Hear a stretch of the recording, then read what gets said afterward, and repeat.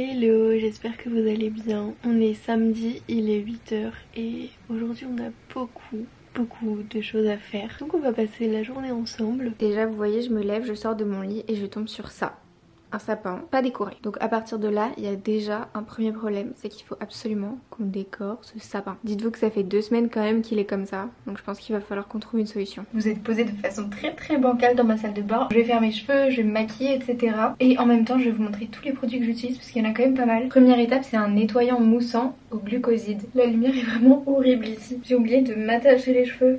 Donc là je viens de me nettoyer le visage mais j'en ai mis partout forcément. Une fois que j'ai nettoyé mon visage, je mets un sérum et très souvent c'est entre ces deux là, donc c'est toujours des The Ordinary. C'est celui à l'acide hyaluronique et B5 et celui au niacinamide et au zinc. Donc franchement les deux je les adore, j'alterne un peu un jour sur deux mais ils sont trop bien. Pour la crème on va partir sur la 9 ingrédients de chez Typologie qui est hyper bien aussi, vraiment. J'ai un amour inconditionnel pour ces deux marques. Faut savoir que Typologie et The Ordinary c'est deux marques avec lesquelles je travaille et pour le coup ces deux marques, même avant de travailler avec Typologie et The Ordinary, j'utilisais déjà leurs produits en fait. Je trouve qu'ils sont hyper efficaces, enfin du moins sur ma peau. Après je sais pas trop pour les autres problèmes de peau etc. C'est vrai que j'ai pas trop une peau à problème et je trouve que c'est une des meilleures marques de skincare et pourtant j'en ai testé hein, des crèmes, des sérums, mais je vous jure que The Ordinary c'est la meilleure marque pour moi. Je précise que la vidéo n'est pas du tout sponsorisée par The Ordinary, là rien à voir mais je suis en train de mettre une crème anti-UV de chez L'Oréal Paris qui est vraiment top aussi. Donc chez The Ordinary déjà j'ai ces deux sérums que je vous ai présentés qui sont vraiment top. J'ai le Balancing et Clarifying Serum, ça j'avoue que je l'ai pas beaucoup testé. Je l'ai pas vraiment utilisé donc je peux pas trop vous dire ce que j'en pense. Le peeling incroyable. Je l'avais acheté à Londres celui-ci, il y a peut-être 2 ans, 3 ans, je sais pas trop. Bon vous allez voir, il a vraiment une couleur très rouge foncé. Donc c'est un peu chelou quand vous l'avez sur le visage, mais c'est le meilleur peeling que j'ai pu tester. Et le dernier sérum que j'ai, c'est le sérum apaisant et protecteur de la barrière cutanée. Alors je sais qu'il a fait un peu fureur sur TikTok. C'est, vous savez, le sérum un peu rose là. Je sais pas si vous l'avez déjà vu. Mais franchement, je suis pas fan. J'aime pas trop. Je trouve qu'il a une texture hyper épaisse. Mais je comprends pas trop l'engouement autour de ce produit, très sincèrement. Je trouve que The Ordinary ont des sérums beaucoup mieux. Pour moi, je sais pas. C'est pas trop adapté à ma peau. Ça reste sur ma peau. Ça me fait un visage tout rose. Donc j'ai pas forcément envie d'avoir un visage rose. Mais voilà, c'est vraiment le seul sérum que j'ai. Donc je suis pas hyper fan. Les autres, c'est tous des pépites. Donc foncez. Bref, je prends tout mon temps à expliquer ma vie. Mais il faudrait peut-être que je me prépare. Ce matin je vais passer chez Sostrane Green je pense pour...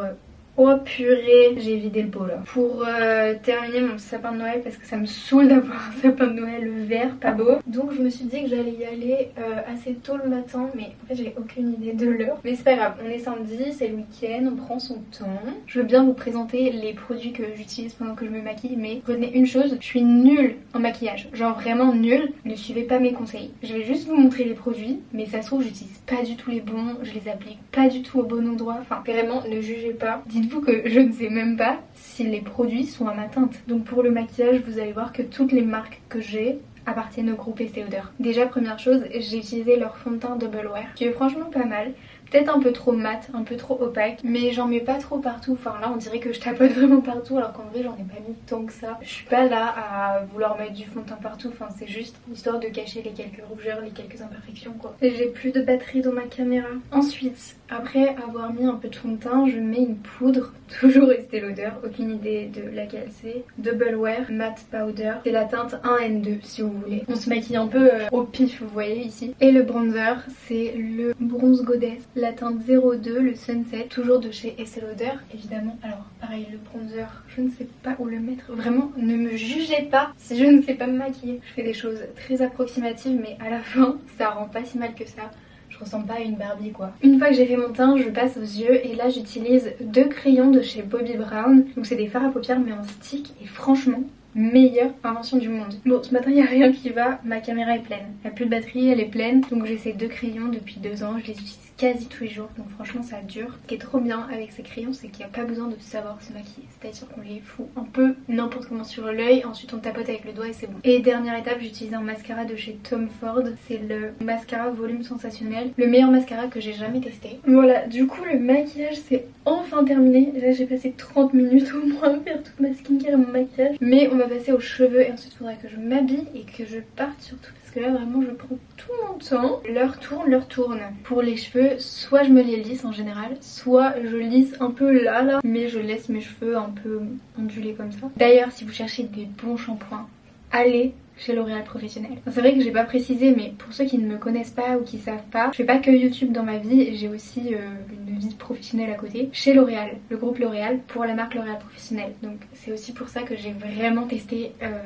beaucoup de produits de L'Oréal Professionnel. Et bon, là mes cheveux ne sont pas du tout coiffés, enfin j'ai rien fait, je me les suis juste lavés hier soir, mais ils sont tellement doux, tellement brillants en utilisant les produits L'Oréal Pro que je suis obligée de vous recommander d'utiliser des produits L'Oréal Pro. Là, le shampoing que j'ai utilisé hier soir, c'est le Metal Detox qui est incroyable, et j'ai aussi mis le masque Metal Detox. J'aime beaucoup aussi la gamme Absolute Repair Molecular qui est vraiment top. Donc si vous voulez tester des produits, je vous conseille vraiment ces deux gammes. Ils font des cheveux hyper doux, hyper soyeux, et je suis trop contente parce que j'ai jamais vraiment aimé mes cheveux, alors que là franchement ils sont hyper doux. Mais du coup je vous recommande d'utiliser leurs produits. Je suis enfin prête, maquillée, coiffée, tout ce que vous voulez. Vous voyez, finalement à la lumière du jour c'est pas si catastrophique que ça, même si je sais pas me maquiller. Par contre il va falloir que je m'habille, et ça c'est l'étape la plus compliquée. Mais déjà je vais regarder quelle heure il est parce que je n'ai aucune idée de l'heure. 10h30, ok. C'est pas ouf quand même, j'ai perdu beaucoup de temps. Je vais essayer de me trouver une tenue parce que là je suis un peu en pige. Voilà à quoi je ressemble pour l'instant, avec des super chaussettes de Noël obviously. Mais l'étape de s'habiller, c'est toujours la plus compliquée avec moi. Je ne sais jamais comment m'habiller. Surtout que c'est clairement le bordel dans mon placard. C'est-à-dire que tout est mélangé. Vous avez les jeans qui sont mélangés avec les pulls, avec les robes, avec les pantalons un peu plus habillés, avec les jupes. Vraiment, mon armoire n'a aucun sens. Et là je me dis qu'il faut que je me trouve une tenue un peu chaude parce qu'il fait froid dehors, mais pas trop chaude parce que si je marche je vais avoir trop chaud, dans les magasins et tout je vais avoir trop chaud. Faut que ce soit pratique, je vais pas mettre de talons, de robes, de jupes etc.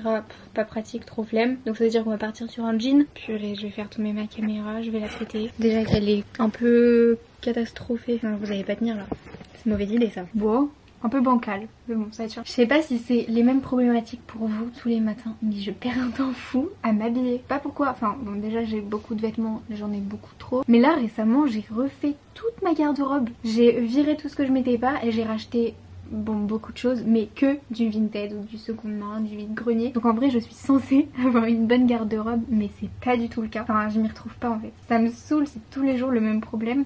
Et au final je m'habille tous les jours de la même façon. Vraiment, enfin pas tous les jours, mais façon de parler, vous avez compris quoi. J'innove pas alors que j'ai des pièces hyper cool, mais toutes les pièces qui sont un peu trop originales ou trop colorées, je sais jamais comment les assortir. Donc au final ça reste dans le placard et je me retrouve toujours avec un pantalon basique, un pull basique, des talons ça fait l'affaire, et c'est vraiment ma tenue de tous les jours quoi. Récemment j'ai acheté ce petit cardigan aussi qui est très mimi. Je sais pas si je le mets, j'aimerais bien le mettre, mais il est un peu court. Enfin on voit mon ventre quoi. Donc si je veux pas avoir froid, ou alors faut que je mette un pantalon très taille haute. Est-ce que j'ai un pantalon très taille haute? C'est possible. Vous voyez ça c'est mon placard en bordel. Et comme je vous disais là par exemple il y a des pulls, mais au-dessus il y a des jeans. Ça a aucun sens. Là il y a des pantalons, des jupes, un pull, enfin vraiment il y a juste ici que c'est pas mal rangé parce que j'ai tous mes pulls blancs, enfin couleur neutre quoi, et là j'ai tous mes pulls un peu plus colorés. Bon c'est bon, j'ai fait mon choix très basique, du coup je vais bel et bien mettre ce pull parce que je l'ai jamais mis encore, et un jean noir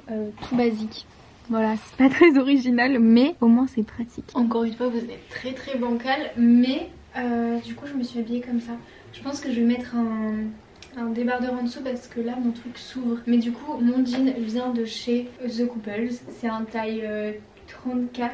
The Couples ils font les meilleurs jeans du monde. C'est un coupe droite et j'ai le même en blanc, franchement ils sont top. Et ça c'est un H&M en XS. Je trouve qu'ils font des super trucs sympas H&M. La plupart de mes trouvailles vintage récentes ça vient de chez H&M, alors que de base je suis pas forcément cliente chez H&M, mais au final ils ont des trucs super sympas.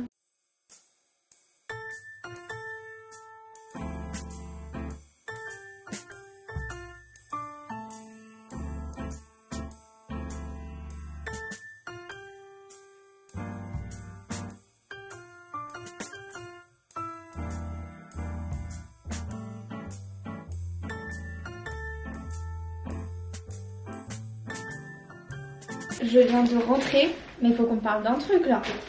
J'ai quand même acheté des bricoles, mais là c'est pas possible. Là il y a un gros problème. Donc là j'étais sortie pour acheter de la déco de Noël, enfin surtout pour le sapin qui est tout moche là, tout vide. Donc je me suis dit ok bah je vais acheter un peu de boules de Noël, de mini sujets, de trucs comme ça et tout. Donc bref, je vais chez Saucerine Grain parce que hors de question que j'aille chez Monoprix Maison, Zara Home et tout, étant donné que les boules de Noël coûtent 6 € l'unité. Donc je me suis dit bah non, on va quand même faire un peu plus soft. J'y suis allée il y a 2 semaines chez Saucerine Grain pour acheter un peu de déco. Il y avait toute la déco de Noël, il y avait toutes les boules de Noël, toutes les suspensions, vraiment il y en avait des dizaines et des dizaines, enfin c'était incroyable le truc. Donc ce matin je rentre dans le magasin, il y avait un peu de déco quand même, genre les petits trucs à poser, des petites bougies, des machins. Il y avait aucune boule de Noël, mais quand je vous dis aucune, c'est aucune. Il n'y avait plus aucun stock. Je sais que je suis très en avance sur la déco de mon appart et tout pour Noël. Je suis vraiment en avance. En général, le lendemain d'Halloween, c'est bon, je vire tout et je remplace par la déco de Noël. Là, le jour où je vous filme cette vidéo, on est le 16 novembre. Comment c'est possible de ne plus avoir de stock de boules de Noël le 16 novembre? Enfin, Noël, c'est dans 1 mois et 10 jours. Enfin, j'imagine que pas tout le monde n'a fait son sapin quand même. Enfin, j'ose espérer que je suis une des seules. Mais je pensais pas que c'était une généralité maintenant. Là, voilà, 16 novembre, bah c'est fini. Tu fais plus le sapin, il n'y a plus de boule de Noël. Franchement, c'est hallucinant. Donc bah, je suis trop dégoûtée parce que j'ai pas pu acheter de suspension de Noël et tout. Moi j'ai vu qu'il y en avait sur le site internet, donc à mon avis je vais passer une commande. Mais je suis dégoûtée. Vraiment, j'y allais avec plein d'ambition ce matin. Et quand j'ai vu qu'il y avait rien, enfin les seules décos de Noël, enfin de sapin de Noël qui restaient, c'était toutes les décos un peu roses et tout. Alors de question que je fasse un sapin rose. Donc bref, mais j'ai quand même trouvé quelques trucs. Donc mon sac est quand même bien rempli, vous inquiétez pas. Il n'y a pas de suspension de Noël, mais il y a d'autres trucs de Noël et je vais tout vous montrer. Déjà, rien à voir, mais j'ai acheté un livre, c'est La femme de ménage. Je sais que tout le monde en parle sur TikTok et tout. Donc je me suis dit que j'allais l'acheter parce qu'en général j'aime bien tout ce qui est thriller, policier, machin, etc. Et ça je crois que c'est... oui c'est ça, thriller psychologique. Parfait. J'ose espérer qu'il est bien parce que vu le monde qui en parle sur TikTok, j'espère vraiment qu'il vaut le coup. Chez Saucerine Grain du coup, j'ai acheté une petite boîte comme ça. Petite boîte à cookies qui est très mimi. Et évidemment, bah, j'ai acheté la boîte, bon il y a écrit coffee, je sais pas trop ce que je mettrais dedans. Et j'ai acheté la boîte qui va avec, forcément.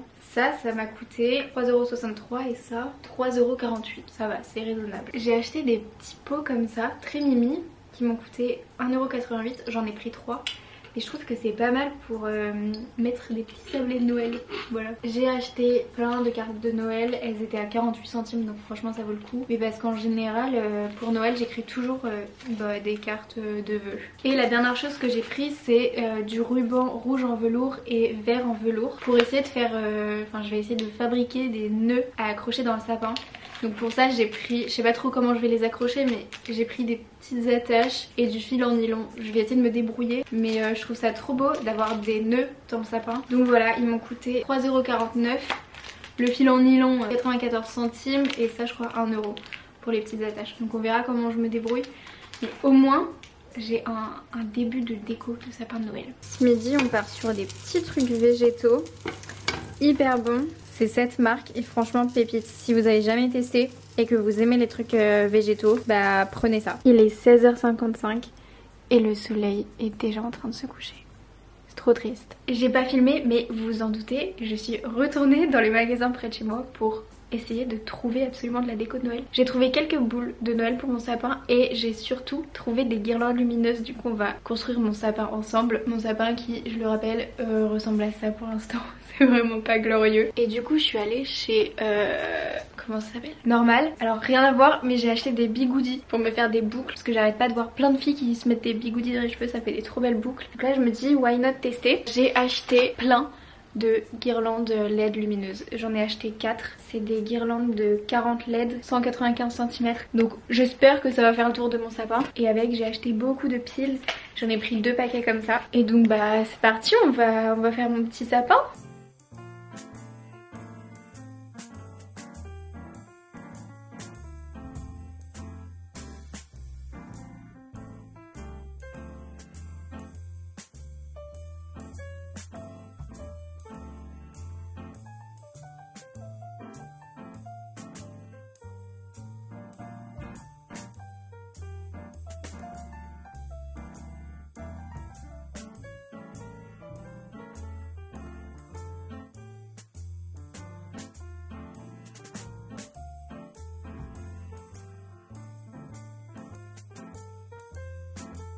Bon, j'ai terminé de décorer mon sapin de Noël. Il fait encore très vite. Il faut vraiment que j'achète plus de trucs. Mais déjà, on commence bien. C'est déjà une bonne base. Je galère à faire les nœuds avec les rubans que j'ai achetés là tout à l'heure ce matin. Je sais pas du tout comment faire, enfin... Franchement j'ai dû mettre 1 heure à faire un nœud et franchement il est pas ouf quoi, enfin il est vraiment pas dingue. Donc si je vous le montre, il est là, il ressemble vraiment à rien et j'ai galéré pour l'attacher. Je l'ai cousu avec un fil, enfin bref ça ressemble à rien. Donc j'avoue que c'est pas un sapin hyper opérationnel, mais je vous promets que d'ici quelques jours il sera opérationnel. Au programme pour ce soir, je pense que je vais aller me doucher, je vais manger probablement des pâtes parce que j'ai oublié d'aller faire les courses. Je vais regarder la Starac, évidemment, la quotidienne. Et je pense que je vais lire un peu, parce que ça c'est une nouvelle résolution de fin de l'année, de me remettre à lire, étant donné que j'avais un peu arrêté. En vrai c'était pas une journée très productive, j'ai pas vu le temps passer, mais j'ai acheté de la déco de Noël. Est-ce que ce serait pas la chose la plus importante ?